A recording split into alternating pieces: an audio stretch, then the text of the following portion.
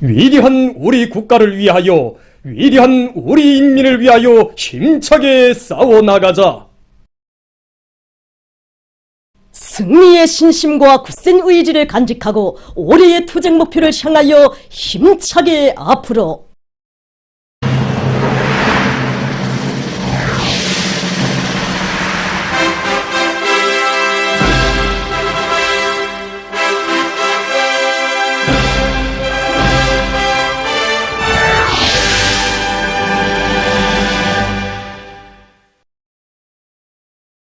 당중앙위원회 제8기 제5차 전원회의 결정을 받들고 광물 생산에서 혁신적 성과를 일으켜가고 있는 순천 석회석 광산 노동계급이 22일 17만 산 대발파의 포금을 또다시 올렸습니다.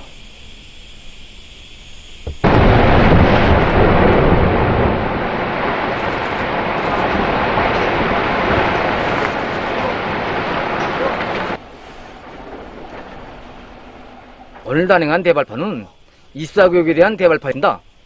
전반 대발파에 이어 20일 만에 진행했는데 하반년도 광물 생산 계획을 기일 내에 수행할 수 있는 담보가 마련되었습니다.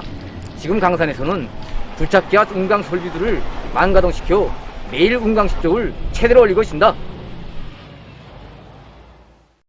당중앙위원회 제8기 제5차 전원회의에서는 앞구르러 신문 밀버리 농사 결석을 자리해서 당의 새로운 농업혁명 방침이 첫 해부터 운을 나타내게 할 때 대해서 제시했습니다. 이 결정을 높이 받들고 지금 남포시 항구구역 지사협동농장의 일꾼들과 농업근로자들이 밀버리 수확에 총력을 집중하고 있습니다. 지금 버리 장마가 시작되지 않았습니까?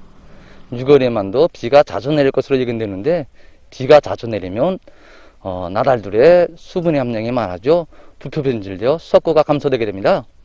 그래서 농장에서는 작업반별로 밀버리가 있는 쪽쪽 가을정벽을 세우고 빠른 시일 내에 끝내기 위한 사업을 진행하고 있습니다. 여기서 기본은 기계화 비중을 높이는 게 제일 중요합니다. 종합수확기로 가을하게 되면 가을과 탈곡을 동시에 진행하게 되니까 속도와 질이 다 같이 보장됩니다. 그래서 운종들의 체감수를 높이기 위한 사업과 수확기 수리 정비를 종상화해서 망가등을 보장하고 있습니다.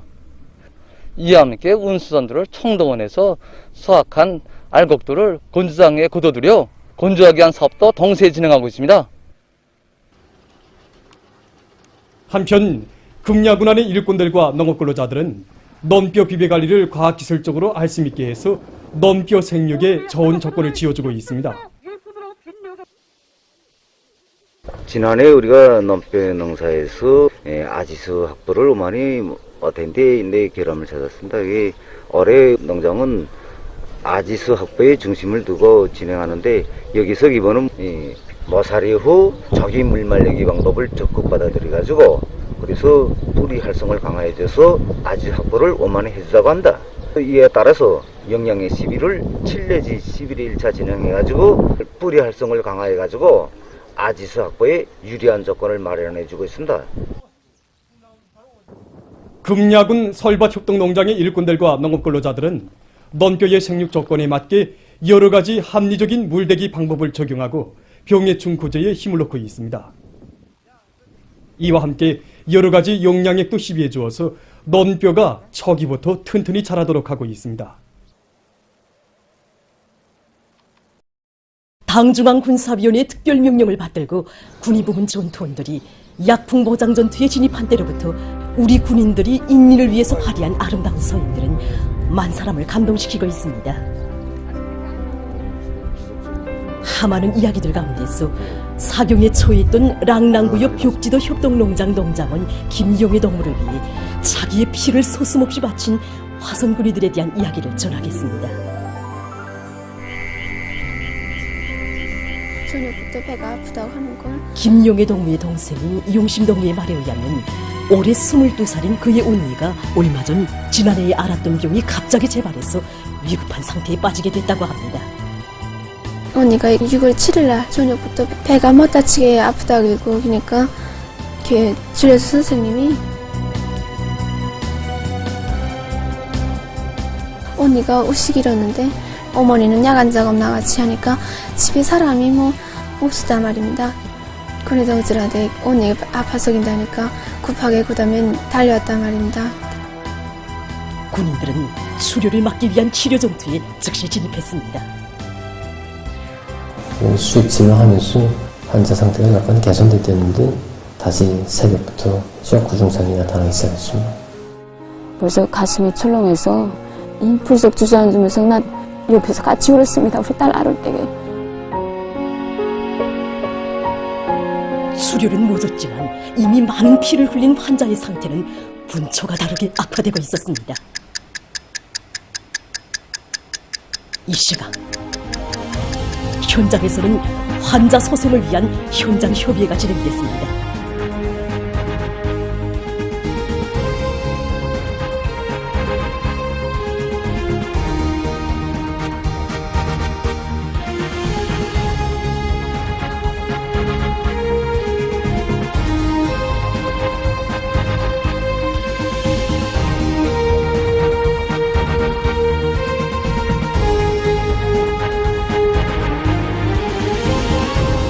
김용우 동무는 의식을 잃은 지 5시간 만에 드디어 정신을 차렸습니다.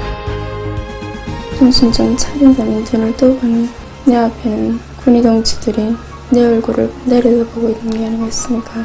언니랑 나랑 울면서 고맙다고 하니까 이건 단순히 피가 아니고 우리 원수님 사랑이라고 말해주었습니다.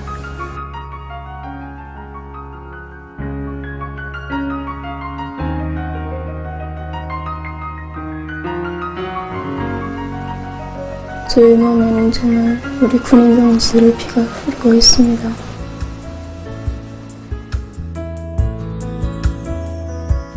이런 가슴 뜨거운 이야기들은 벽지더리뿐 아니라 우리 군인들이 파견된 시안의 그 어디서나 들을 수 있고 또 누구나 체감할 수 있는 사실들입니다.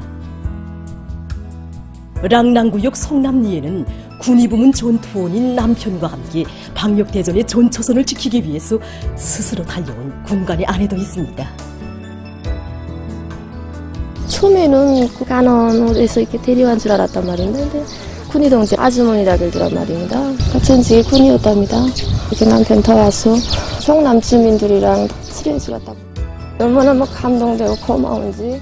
뜨거운 진정에 이 혈육보다 더 가까워졌다는 거예요. 그저 자기 그저 부모같이 생각하고 해주니까 그저 친해지나 갖고. 이 세상에 나라도 많고 군대도 많지만 우리 민족만한 군대가 또 어디 있겠습니까? 정말 제일입니다, 우리 군대가.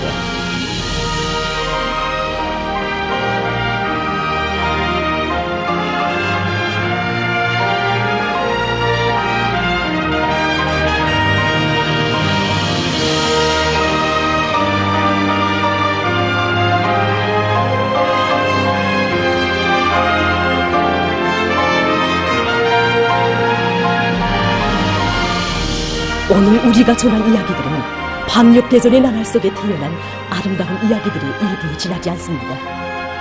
군대와 인민의 효력의 정, 난관을 이겨내고 방역대전의 승리를 앞당기는 크나큰 힘이 되고 있습니다.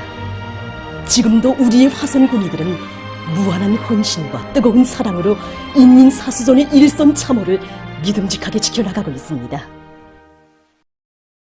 오늘 중부 지역을 지나가는 저기압의 영향으로 전반적 지역에서 비와 소낙비가 내렸습니다.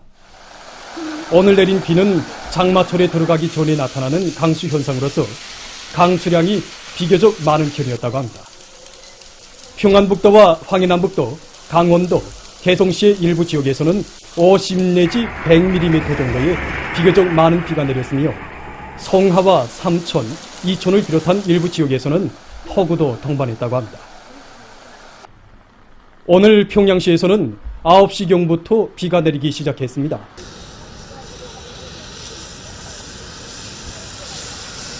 (12시부터) (14시) 사이에 기본적으로 많이 내렸는데 평양시에서 17시까지의 강수량은 34mm 정도라고 합니다. 지금 내리고 있는 비는 밤에도 약간 올 것으로 보고 있습니다.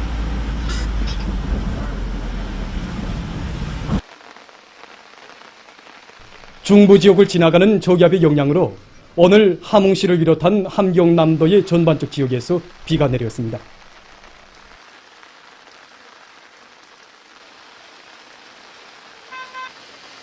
함흥시에서 17시까지 내린 강수량은 43mm 정도입니다. 현재 내리고 있는 비는 밤에 약하게 내리다가 점차 멎을 것으로 예견된다고 합니다.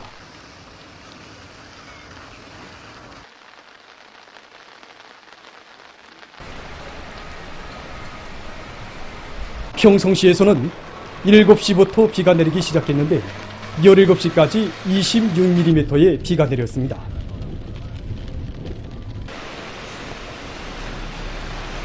(13시와) (14시경에) 5 내지 10분간 각각 10mm 정도의 비가 집중적으로 내렸습니다.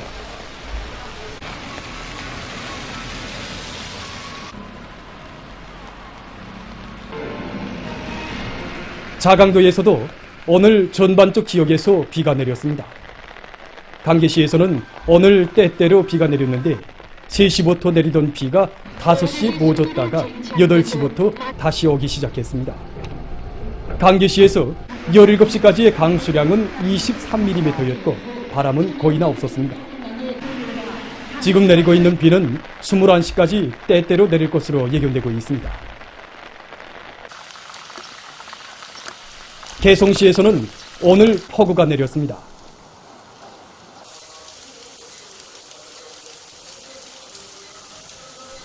(9시 35분부터) 비가 내리기 시작해서 12시부터 15시 사이에 비교적 많은 비가 내렸는데 강수량은 66.3mm 정도라고 합니다.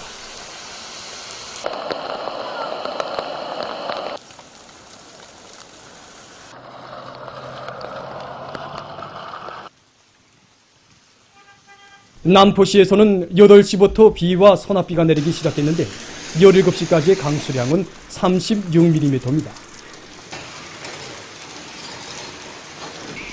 지금 내리고 있는 비는 24시까지 계속될 것으로 보고 있습니다. 6월에 들어와 그중 많은 비가 내린 것으로 볼 수 있다고 합니다.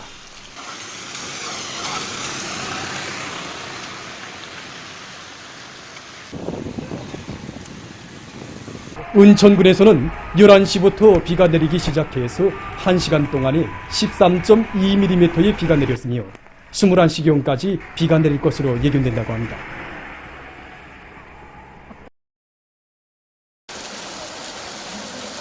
원산시에서는 11시부터 내리기 시작한 비가 13시부터 15시 사이에 점차 세졌다가 다시 약해지기 시작했습니다. 원산시에서 17시까지 강수량을 보면은 29mm 정도이며 바람은 불지 않았다고 합니다.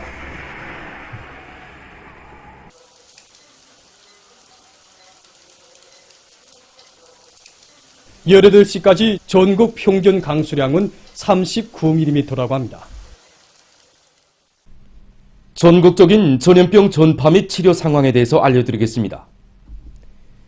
국가비상방역사령부의 통보에 의하면 6월 21일 18시부터 6월 22일 18시까지 전국적으로 1만 3,100여 명의 유혈자가 새로 발생하고 1만 6,480여 명이 완쾌됐습니다.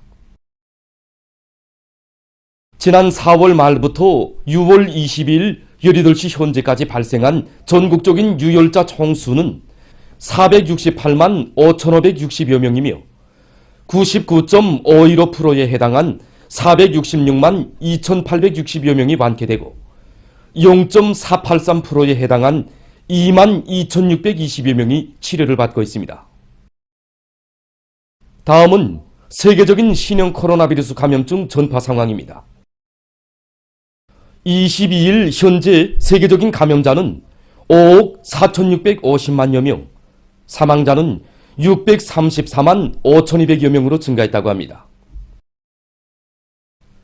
최근 세계적으로 신형 코로나 바이러스 감염증을 앓은 사람들 속에서 후유증이 지속적으로 나타나 보건계에 커다란 우려를 자아내고 있습니다.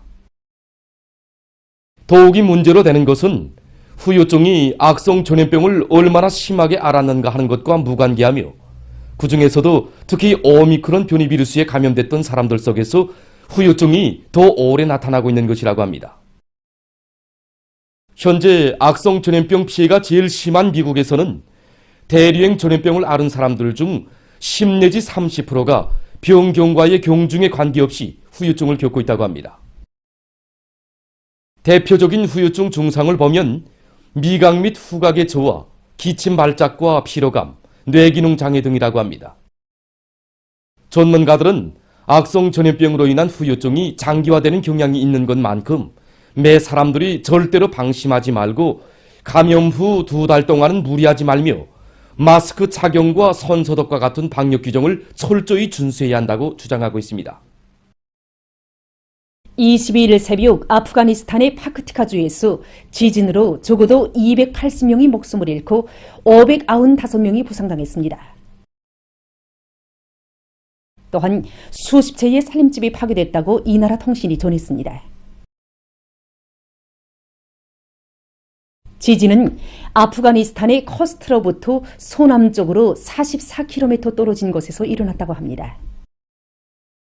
진원의 깊이는 50.83km였습니다. 서유럽 지역에서 최근 고온 현상이 관측되고 있습니다. 프랑스와 에스파냐에서 40도씨 이상의 고온이 기록됐으며 도이칠란드에서는 기온이 38도씨까지 올라갈 것으로 예상되고 있는 가운데 여러 지역에 고온주의 경보령이 내려졌다고 합니다.